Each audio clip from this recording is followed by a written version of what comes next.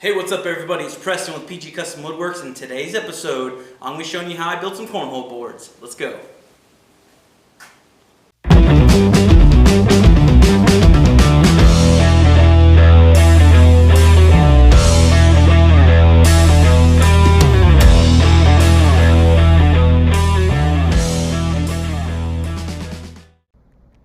Alright, so basically what I'm doing here is I'm taking two 8-foot long 2x4s, which are 96 inches long, marking a line at 48 inches long, and cutting that right on the line. It's alright because the side of my cornhole boards I put in between the top and bottom, so each piece is actually going to be about 45 inches once you're all said and done. So just cutting everything over at the miter saw, making sure everything is square as possible. We're going to clean up these edges later, so it's not super imperative that the ends are square.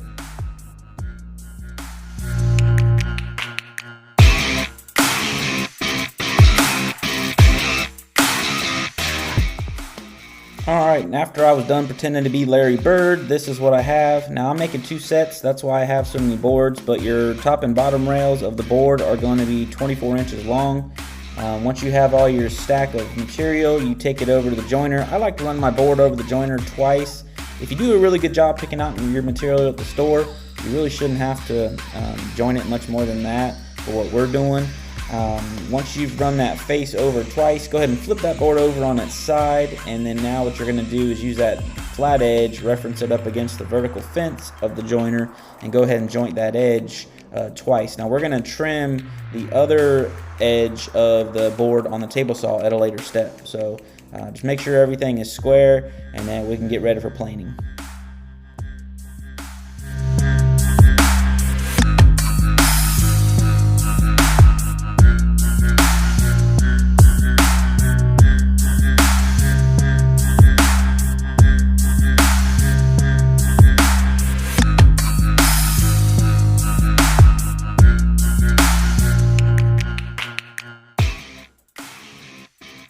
Once everything's jointed, go ahead and send it through the planer to create that other face that's parallel to the face that just came off the joiner.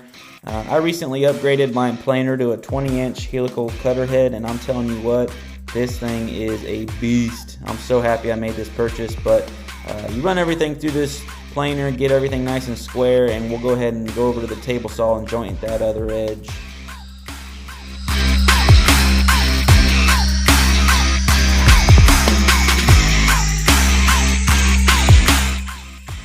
Alright, so now it's time to run everything through the table saw.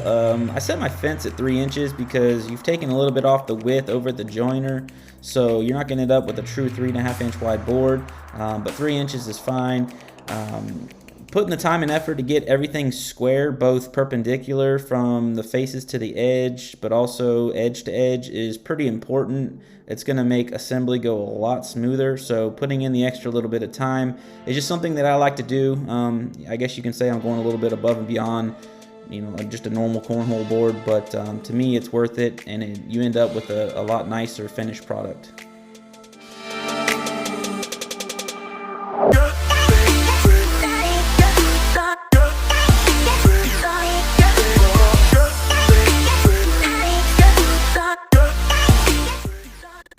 So now I'm just drilling all my pocket holes using the Craig benchtop system. I love this thing. I've had it forever.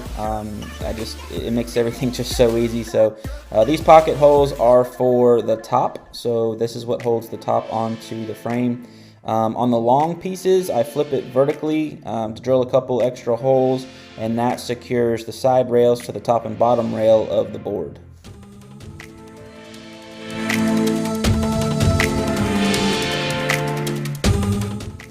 Now, as far as the assembly goes, I clamp the top rail to the workbench, put a little bit of wood glue, stand the side rails vertically, and this is where all the fruits of your labor pay off. Because you took the time to get everything square, everything goes together like butter.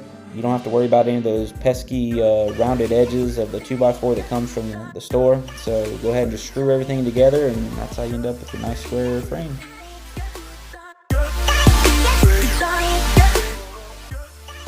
And one of the sets of boards that I'm making in this video, it's going to have a pretty cool little scoring system, and I'm putting this on the top rail of the board so that the players can adjust the score as needed.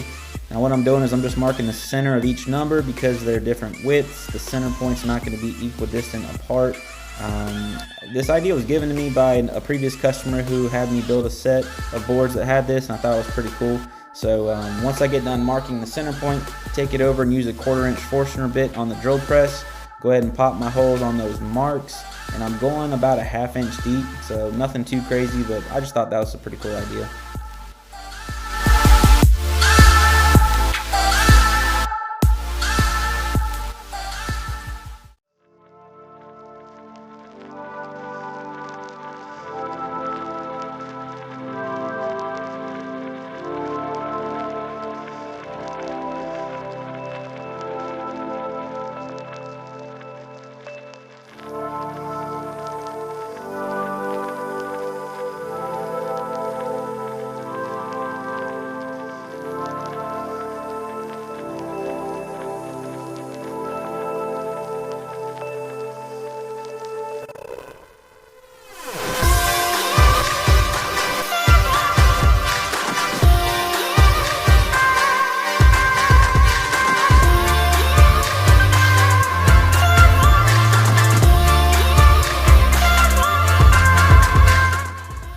Now it's time to move over to the legs, and as you can see here, I have a template.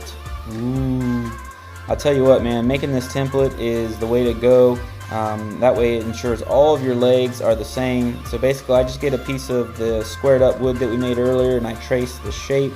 The angle on the end is a little arbitrary, just depending on how long your leg is, but for what I have, I think these are like 31.5 degree angle cuts on the end. But basically what I'm doing is I'm just rounding over the top edge just to make it a little easier to sand, so you're not having as much material to sand through. So I just take it over the bandsaw and just kind of trim around that line. And this is just going to make the sanding portion of this a lot easier.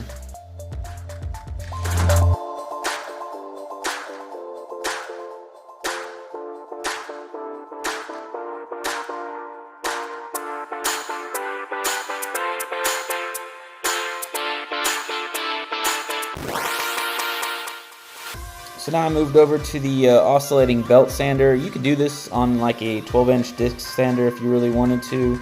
I just have this and it just makes it a little easier. But basically I'm sanding the top portion up to the line, trying not to go much past the line. But again, if you do, it's okay.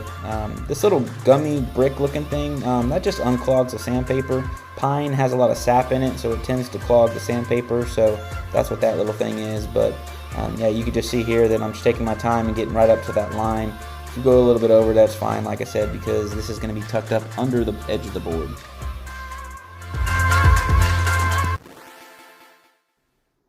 Hey look, another template. This is what I use to get the rise of my board correct. The top edge of the playing surface to the ground should be about 12 inches. So once that's set, I clamp the template leg to the side rail, drill my hole into the side rail of the board, and then I take the template and transfer the hole to the newly cut leg that we did earlier. That's going to ensure that when you get ready to put the bolt in, basically everything is exactly where it needs to be. There's no guesswork, there's no extra trim that needs to happen. I like to use 3/8 carriage bolts with 2 washers and a wing nut. You slam the carriage bolt home through the side, and I like to put a washer in between the leg and the inside of the side rail, and that just cuts down on the friction when you go to extend the legs, and I've never had any complaints, and it just seems like it works the best.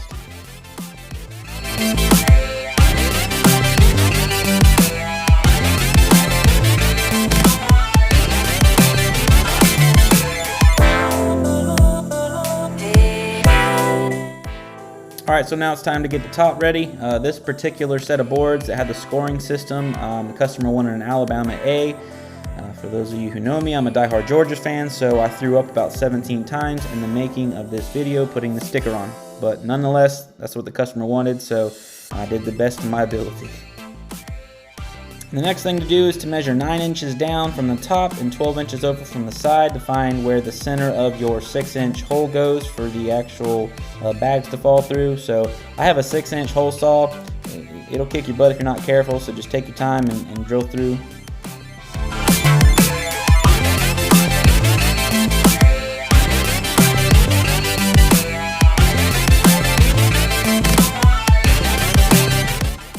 Now it's time for the stain. I'm using an early American stain on this project, and I basically apply it with a foam brush, wait a second, wipe it off with a rag. That's going to ensure that it doesn't get too dark on you. And because the stickers are already kind of dark, I didn't want it to get too dark around it, but I think the final result actually turned out pretty cool. Do the same thing to all the edges and underneath. For those of you who are wondering, I said I was making 2 sets of boards, which you would be absolutely right. I have a really cool vinyl wrap that I'll be applying here in a second to the second set of boards.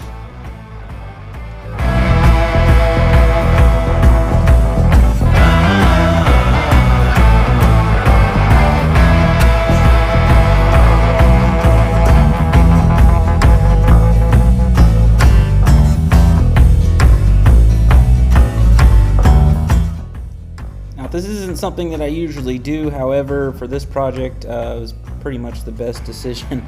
So I had these decals printed out in my local sign shop, and I'm applying it to the top of the plywood. I just took my time, used a squeegee, and tried to get out all of the bubbles and creases the best I could. But in the end, they turned out really awesome. The client was super happy, so I can't complain.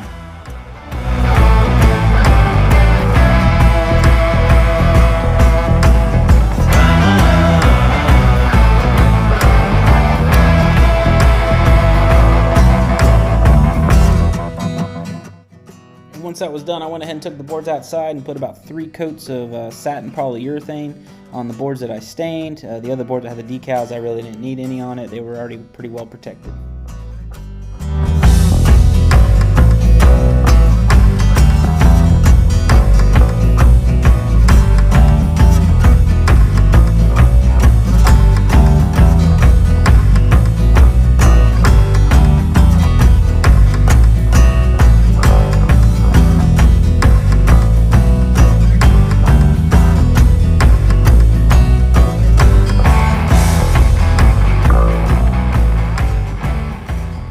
Thank you so much for watching. Hope you guys learned something. If you guys have any questions about anything that I did in this video, please feel free to reach out. I love interacting with you guys. But other than that, please don't forget to like and subscribe to my channel. And again, thank you guys so much for watching, and we'll see you on the next one. Bye.